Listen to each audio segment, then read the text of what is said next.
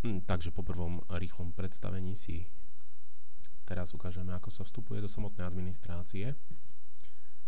Čiže, ako sme povedali, systém administrátorov má svoje práva.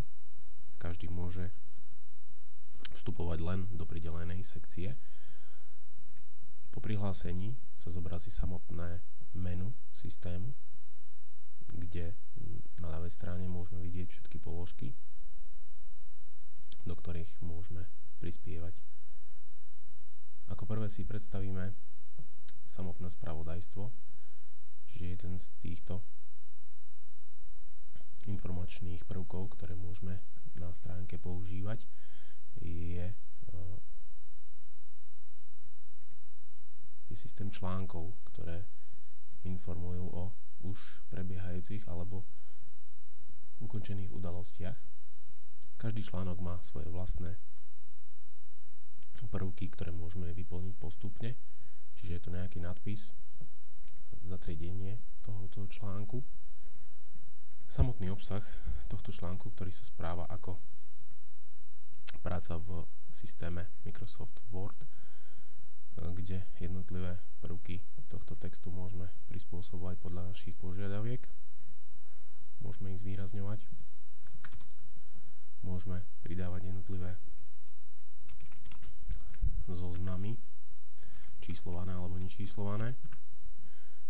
Môžeme vkladať obrázky.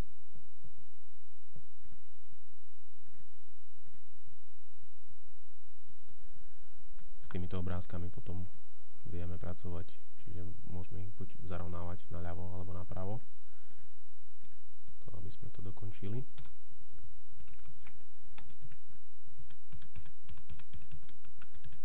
Takto. A ďalej je tu možné pridávať samotné videá priamo z kanálu YouTube, a to týmto systémom, že hneď si tam vieme vložiť priamo adresu tohto videa. Napríklad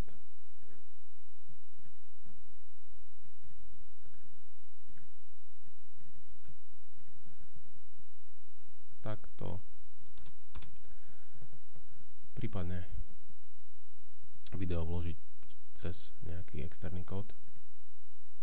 Každému článku je možné vložiť fotografie, a to vo forme ilustračnej fotografie, ktorá bude charakterizovať daný článok, a samotnej fotogalérie článku, kde si môžeme označiť viaceré fotografie naraz.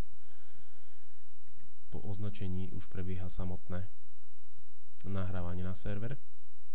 Po skončení tohto nahrávania kliknutím na tlačítko vložiť článok sa nám článok vloží do systému. Zároveň ho uvidíme v tomto tu zozname a môžeme ho naďalej upravovať alebo v prípade potreby odstrániť. Každý administrátor si môže upravovať a mazať len články, ktoré pridal on.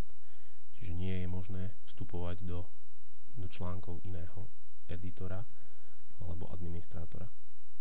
Takto v krátkosti funguje systém spravodajstva. Ďakujem za pozornosť.